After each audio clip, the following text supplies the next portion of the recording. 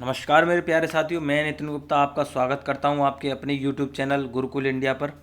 साथियों, आज हम बात करने वाले हैं आपके जीएस जीके से संबंधित बहुत ही महत्वपूर्ण प्रश्नों के बारे में। तो बिल्कुल ध्यानपूर्वक समझते हुए चलेंगे, एक एक क्वेश्चन नोट करते हुए चलेंगे। मैं बता दूं, ये क्वेश्चन आपके सभी एग्जाम में पूछे जाते हैं, तो बिल्कुल ध्यान से समझते हुए चलेंगे। आपसे रिक्वेस्ट है, अगर आपको ये क्वेश्चन अच्छे लगते हैं, अगर आपके समझ में आते हैं, तो वीडियो को लाइक करेंगे, अपने सभी साथियों तक शेयर जरूर कर देंगे। ठीक है, चलिए बात करेंगे। देखिए पहले क्वेश्चन की कि कालिंदा किस नदी का उपनाम है। तो बिल्कुल बताएंगे कहाँ का, आपका यमुना का है। ठीक है, क्या है, कालिंदा किस नदी का नाम है, तो कह देंगे बिल्कुल यमुना का नाम है। ठीक है, चलिए बात करेंगे अगले क्वेश्चन की कि भागीरथी नाम से किस नदी को जाना जाता है। तो क्या कर पाएंगे, क्या है, किस नदी को जाना जाता है, तो कहेंगे गंगा को। क्या है, गंगा को। ठीक है, भागीरथी आप जानते हैं किसको कहा जाता है, गंगा को कहा जाता है। बात करेंगे सूर्य और तारों की ऊर्जा का स्रोत क्या है। तो बिल्कुल नाभिकीय संलयन है। ठीक है, तो सूर्य और तारों की जो ऊर्जा होती है उसका स्रोत सबसे बढ़िया, सबसे ज़्यादा कौन सा है, आपका नाभिकीय संलयन होता है। ठीक है, बात करेंगे क्वेश्चन अगले की कि सहारा मरुस्थल विश्व का सबसे गर्म और बड़ा मरुस्थल है जो स्थित है। कहाँ स्थित है, आपका उत्तरी अफ्रीका में स्थित है। क्या याद रखेंगे, आप दोबारा समझेंगे, सहारा मरुस्थल विश्व का सबसे गर्म और बड़ा मरुस्थल है। अब क्वेश्चन में ही आपके दो आंसर बन गए कि सबसे बड़ा मरुस्थल कौन सा है, आपका सहारा है। विश्व का सबसे गर्म मरुस्थल कौन सा है, आपका सहारा मरुस्थल है। ठीक है, अब ये कहाँ स्थित है, आपका उत्तरी अफ्रीका में। इससे आपके तीन क्वेश्चन तैयार हो गए। ठीक है, चलिए बात करेंगे दुनिया की सबसे बड़ी मानव निर्मित झील कौन सी है। तो ये याद रखेंगे कौन सी, आपकी मेड झील। क्या है, मेड झील, जो आपकी किस पर है, बोल्डर बांध पर है। क्या है, बोल्डर बांध पर। ये कहाँ पर, आपकी यूएसए में है। कहाँ पर है, यूएसए में है। नोट करते हुए चलेंगे, समझते हुए चलेंगे। ठीक है, लास्ट में कमेंट करके ज़रूर बताएंगे कैसे क्वेश्चन लगे, आप ऐसा क्वेश्चन और देखना चाहते हैं। ठीक है, आपसे रिक्वेस्ट है, अगर चैनल पर पहली बार आए हैं, कम्पिटेटिव एग्जाम की तैयारी करें, चैनल को सब्सक्राइब जरूर कर लेंगे क्योंकि इस चैनल पर आपकी वीडियो आती रहती हैं। ठीक है, भारत की सबसे ऊंची चोटी कौन सी है।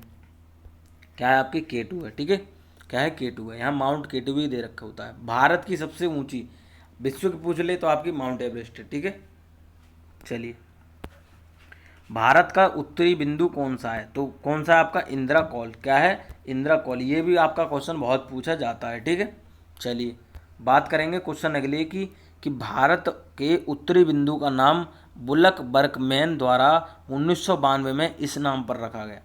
तो देखिए दोबारा समझेंगे, भारत के उत्तरी बिंदु का नाम बुलक बर्कमैन द्वारा 1992 में किस नाम पर रखा गया।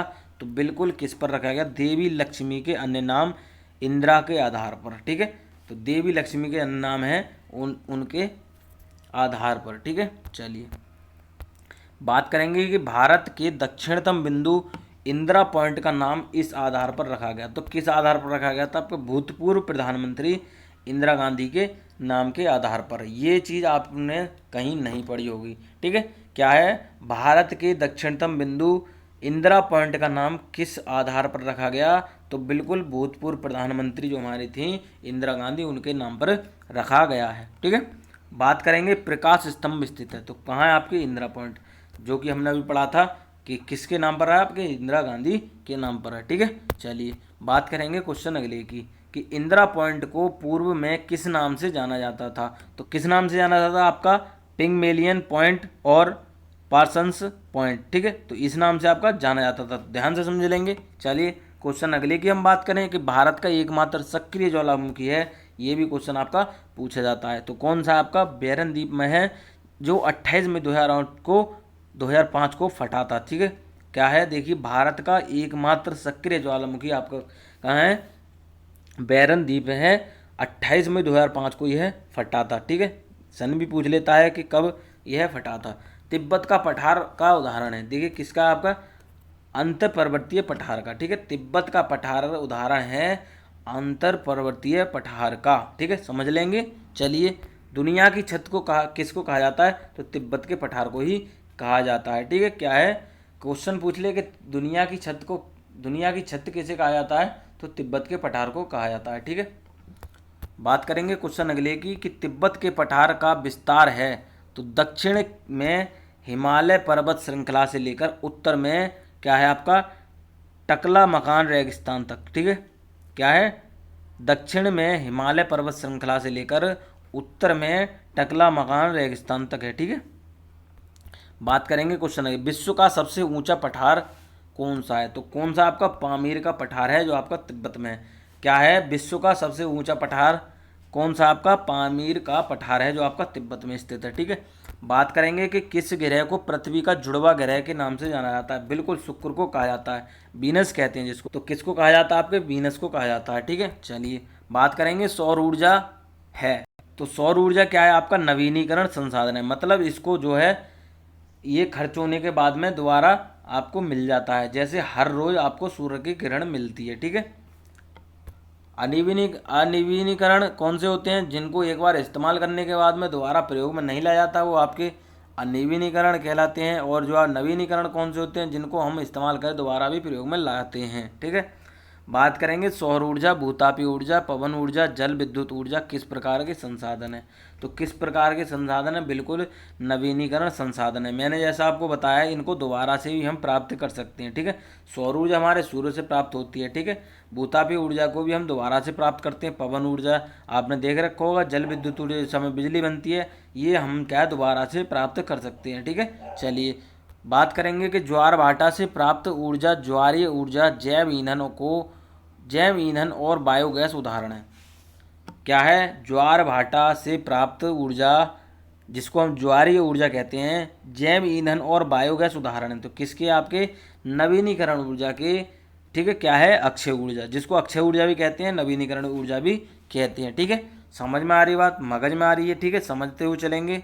प्राकृतिक आपदा के उदाहरण है, तो कौन कौन से आपकी प्राकृतिक आपदा? बिल्कुल जानते हैं आप, भूकंप है, सुनामी है, भूस्खलन है।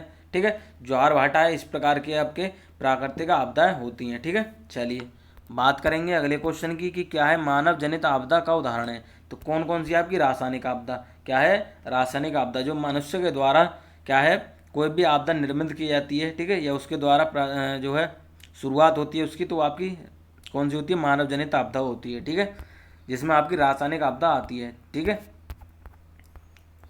तो साथियों कमेंट करके ज़रूर बताएंगे ये क्वेश्चन आपको कैसे लगे। ये क्वेश्चन आप आगे भी देखना चाहते हैं तो कमेंट करके ज़रूर बताएंगे। अगर आपको वीडियो अच्छी लगी है तो वीडियो को ज़रूर लाइक करेंगे, अपने सभी साथियों तक शेयर कर देंगे।